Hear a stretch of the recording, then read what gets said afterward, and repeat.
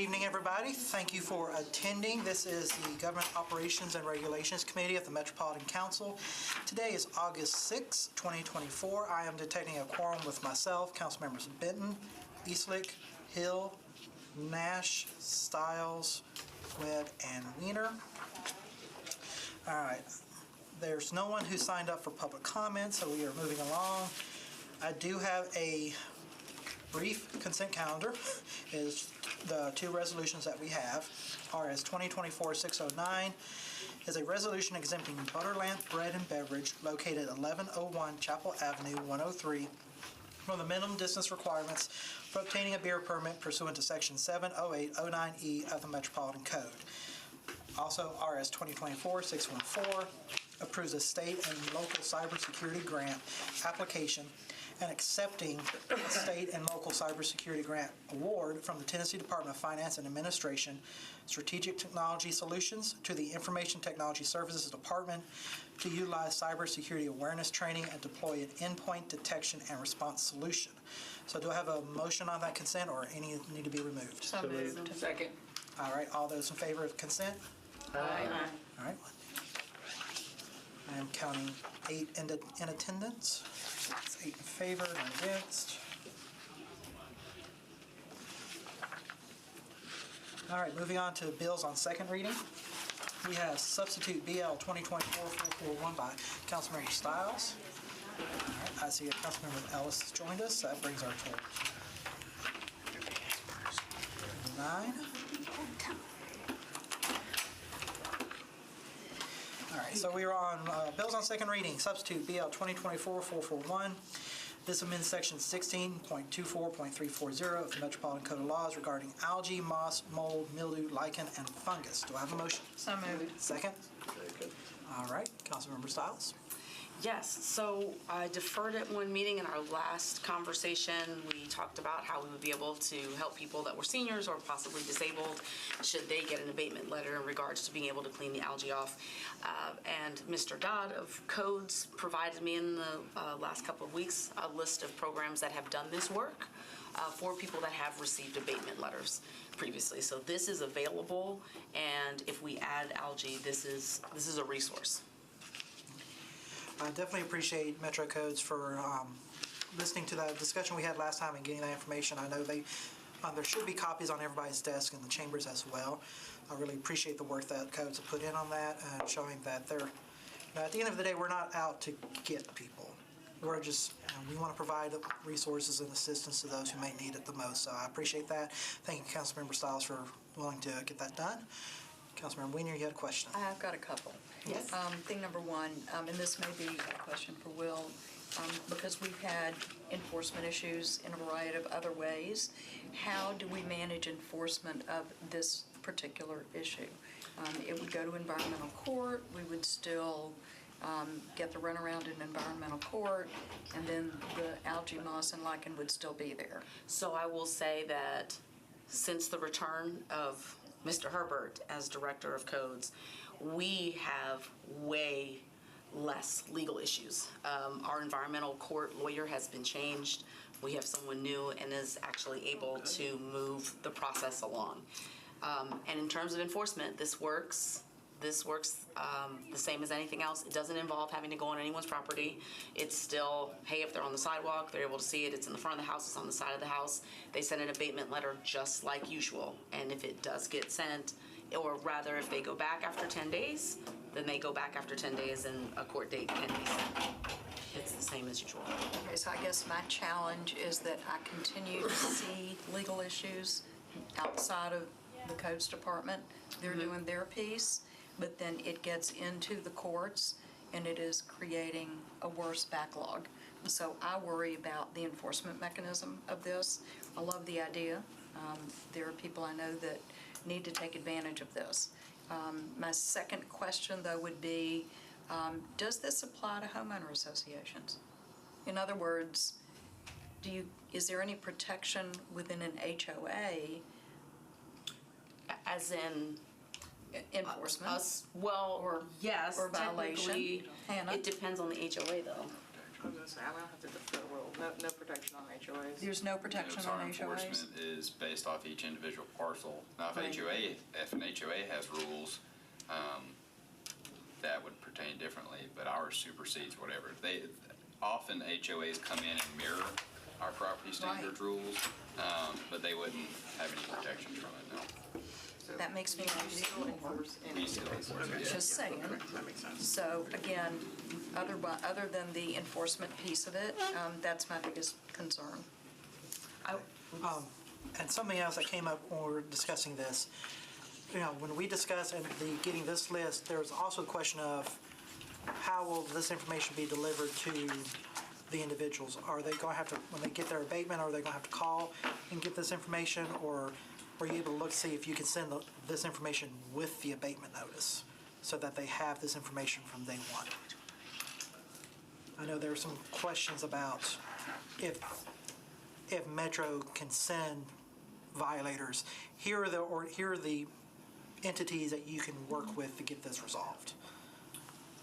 Is it possible, because I did not take that question with me, but I guess my question would be the letter that goes out, the abatement letter, is there a way to put something on it that says if you fall into some category, if you're disabled or senior citizen above whatever, you could use these resources? I would say unless there's some sort of relationship between Metro and that entity, like official relationship, I don't know that would be appropriate to send a letter that's like, here's recommended entities. No, but I mean just to say to call if they get an abatement letter, that they could Who?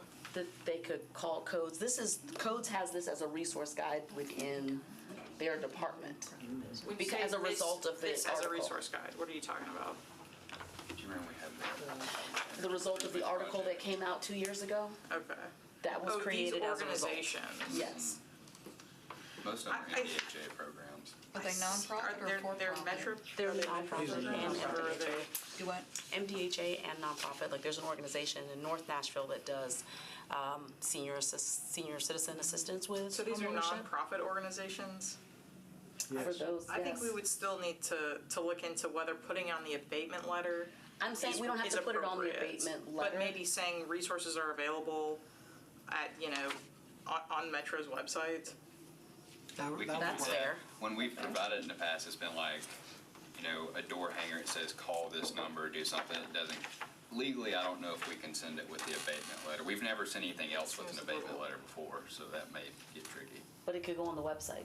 It could go on anything else, yeah. Either on those, the letters say either go to metro.com/whatever or call this number if you Yeah. require. Okay. Councilmember Eastlick? I still think the wording is very broad. It basically says the existence of, so that's down to like 1% of something. And also with the roofing, if there's discoloration on the roof, would that be included, or could that be misconstrued as part of it? And Code's getting calls to check that out when it's really just discoloration of a roof on the opposite side of the sun versus something actually growing on that. And I know that's a big deal with HOAs. Yeah, that's a big HOAs concern are- of mine, is somebody getting falsely, and then we overload codes, and we have a bunch of stuff that comes in, and that's my big concern. And like with grass, you have 12-inch is the limit. The way this is written, it says the existence of, and I may be not be exactly right with the wording, but there is no threshold. It's any is the threshold.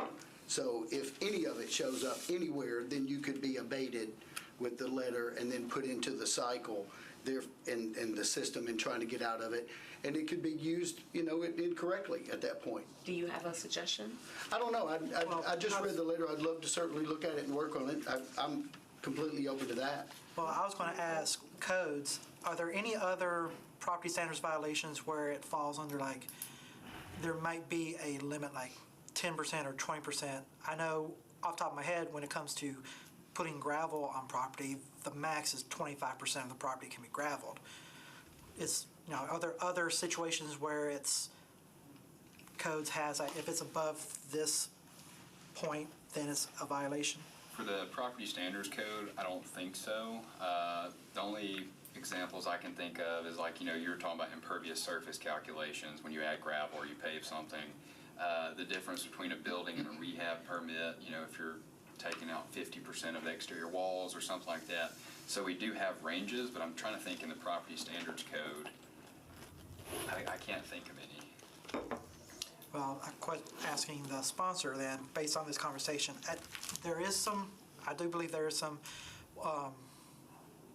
something in his statements, and, you know, if someone's if their eyesight is good enough, they can stand on the sidewalk and see one speck of algae on someone's house, I mean, I don't think that's worth taking up codes' time.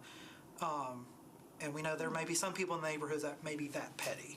Or don't get along with their neighbor. Yeah, It can be so, weaponized. so, you know, that never happens. would there be I'm some happy. opening to maybe saying, no more than 10 or 20 or whatever that percentage is, say, Covering this of a side of a Or of a square building. footage, period. Yeah. I'm perfectly happy with that. If whatever suggestion that feels like it's fair, again, I go to court a lot with constituents, so I can tell you the court is moving a lot faster than it did before. So definitely not trying to create an additional log, but I know this is one of the things that I've heard a lot about since I've been in office. So if anyone has suggestions, want to throw it in Council Connect in terms of a parameter, I'm more than happy to defer this to be able to add that additional language. Would love to help with Let's that. do that, yeah. and before I go to you, just a question maybe for Hannah. Is there a way when maybe we can look at pure cities, if they have something on the books and maybe what their parameters are? Yes, And- yeah. And maybe say, well, if Charlotte is saying no more than 20% of a unit or whatever, then we can go with either the max or the minimum or take an average of what our peers do. And I appreciate Councilmember Stiles for willing to defer, and Thank you. Councilmember Nash. No worries. Yeah, things are happening like that. I have met with the folks at Westminster Home Connection. Fantastic group. Absolutely. What a ministry. And, but they have limited capacity like everybody, so you don't necessarily get them the next day you call. There also, I recently ran into another nonprofit that is looking to expand into other parts of the city to do this type of work. So they have a branch in North Nashville and they want to move throughout the city, so this is another opportunity to provide them as well. So this bill actually creates jobs. Potentially. I mean, it does. I mean, yeah. I'm going to move to the third. All right, here, fine, motion to defer. I'm good to do it, we've deferred. How far? Why don't we do it for, much time do you why don't want? we just do it for 2 meetings, just to be sure that I've covered every concern, every question that anybody might have, Move to and defer then we 2 come meetings. back. Second. Come up with some numbers. Second time, not for back. All right, so we have a motion on the floor that's been properly seconded for a 2-meeting deferral. All those in favor of any questions or comments on the deferral? All right, all those in favor? Aye. Any opposed? All right, I believe we have 10 members now. Before we go to our final bill on this, should we maybe, I'm asking Hannah for her advice, should we maybe organize a special call meeting of government ops to let folks kind of look at this and add anything else? Or would you be, do you think I'm that'd be open good? to that, I'd love. So we were not using our committee time to, We'll put it on council connect. well, we'll do council connect first, see if that. Okay. All right. All right, final bill. BL 2024-470 by Huffman. This amends section 6.64 of 040 of the Metropolitan Code of Laws regarding the no solicitation list for commercial solicitations. Do I have a motion? So moved. Second? And Hannah just stepped out. I was going to ask her if she has any, She said she's Information going to on look this for one. Huffman. Is he here? Yeah, he's here. Yeah, can you go find Councilmember Huffman for me real Yeah, quick? well, that's Hannah just went Oh, to okay. find him, Okay. yeah. That's why she stepped out. So we're now on a commercial break. Please pause and take a moment from our sponsors. So you can provide us with entertainment? They're grabbing Councilman Huffman right now. You found him? He's out in the gallery, so Will is going to grab him. Well, he's missing. Can you give us, I read the thing over, can you give us kind of an update of what it So does? this is about, so there is a commercial solicitation, basically a door-to-door, no. solicitation permit that you can get. As a, resident of Davidson County, you can put your property, whether you're a renter or an owner, on a no solicitation list, basically a no-knock list. This would extend the no-knock list for 2 years, from 1 year to 2 years, and that would also institute like a notice when you're about to roll off. Because once the 2 years is up, or once the 1 year is up, you just roll off the list. Sorry, I was explaining your. We've been moved and seconded. If you want to continue conversation or provide any more input other than what Hannah said. I don't know how much Hannah provided. I'll give a quick overview if that's okay with everybody. Right now, the solicitation period in Metro is 1 year. If you don't want to be, anyone solicits you from any sales organization. So religious organizations, political organizations do not fall into this. That is protected under the First Amendment. Right now, you're on that list for 1 year. This legislation would extend that to 2 years, and it would put in a notification to, when you fall off that list, that Metro would have to notify you in the instance that you want to re-up that. But that's essentially the legislation. Okay, so I think Councilmember Hill is first, then we'll go to you, and then you. Is there any penalty if someone continues to knock on your door? And if not, what does this do? There's no penalty if someone knocks on your door past what is currently already in place. This simply looks to protect the resident at that particular address for just an extended period of time, to give them a little bit more of a grace period there of not having someone knock on their door. Because I still get knocked regularly, and we've got no solicitation for the whole neighborhood, and people still show up all the time, and I've got my name on that list, and I still get knocked, and so I'm just curious. Yeah. Councilmember Stiles, you were next. So the $50 fine that we have for people putting up yard signs in the right of way, if we're said that we can enforce that, can we not do a fine of $50 if? That's what I was just trying to look up, because there's two things there. So first off, someone has to be has to have a solicitation permit. So if they don't have one, that's a violation. And I'm almost certain that that's a fine. I'll have to look to see if it's a violation of the code to basically solicit to someone on the no solicitation list. And let me see if I can pull that up right now. Okay. While you're looking at that, I think Councilmember Nash, you were next. I'll go to Councilmember Weiner, Lee, and Webb. I probably should know this, but I don't offhand. Who enforces, and who issues the letter? Who keeps track of all that? The Metro clerk. And do we have the means at the clerk's office to send out a letter to?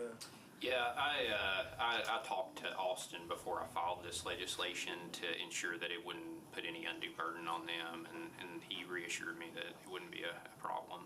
So it's not a heavy volume of as it is right now. You know, now will this legislation cause an influx? I don't know. You know, I mean, I can tell you I plan on promoting it with my constituents, as I encourage you to if it does pass. So we may have an influx, but I don't think it'll be anything that they can't manage. Councilmember Weiner, you're next. So if during the 2 years I sell my house and a new owner comes in, is there any obligation that I notify the new owner as part of this, that they have the opportunity to get on the list? Or is it that the trustee's office would automatically, when they see a change of ownership, send a notice out? Or trigger Austin to send a notice out? Yeah, it's a good question. Right now, there's nothing like that that's in place, and that's exactly why I only extended it to 2 years in the legislation, for the event that someone does move from that address and the next resident doesn't mind solicitors. All right. Councilmember Lee? I'm good. Okay. Councilmember Webb. So mine is directed to Hannah, because I know you have to call to get the list of no solicitations. Do we give that out when they pull the permit? That's a good question. I will say real quick, I've got an answer. I think that knocking on somebody's door when they are on the no-knock list is a violation. Because there's like a general, any violation of this is a penalty of $50 per day per violation. So each door they knock on that's on the list would be $50. It would be, I think, a matter of catching that person, but Most people now have a Ring doorbell, so. Yeah. So whether the list is given to them, it's posted online. Each permit holder shall be responsible for obtaining and reviewing a copy of such list immediately upon issuance of a permit.